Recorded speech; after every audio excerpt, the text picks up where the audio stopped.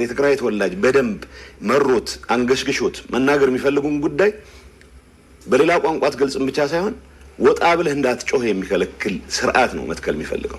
ይሄ አደገኛ ነው።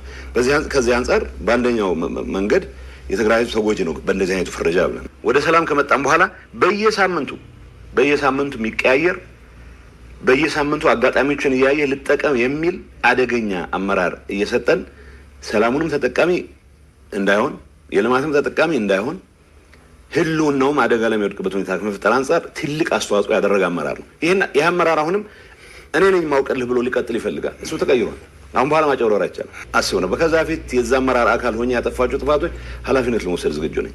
ይሄ አመራር ግን ጦርነት ውስጥ ገብተን የሁሉ ጣጣ ከተፈጠረ በኋላ በመቶ ሺዎች የሚቆጠር ሰው ካለቀ በኋላ የሰላም አጋጣሚ ተጠቅሞ ሰላሙ መስዋዕትነታችን የመጣ ነው።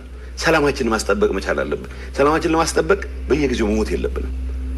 በህይወት ኖረን ህዝባችንን ማገልገል የምንችልበት ኢንቫይሮንመንት ተፈጥሯል። ይሄን እንጠቀምበት ብለን በወሰንበት ሰዓትም ጭምር ስልጣኑንና ጥቅሙን ብቻ የዘረፋ ኔትወርኩን ማስጠበቅ ብቻ ማዕከል ያደረገ አመራር አሁንም ሰላም ደፍርሶም ቢሆን ህዝብ ለአደጋ አጋልጭም ቢሆን ህልውናዬን አስቀጥላለሁ ብሎ ሲፍጨረጨር በተግባር የታየ ነው።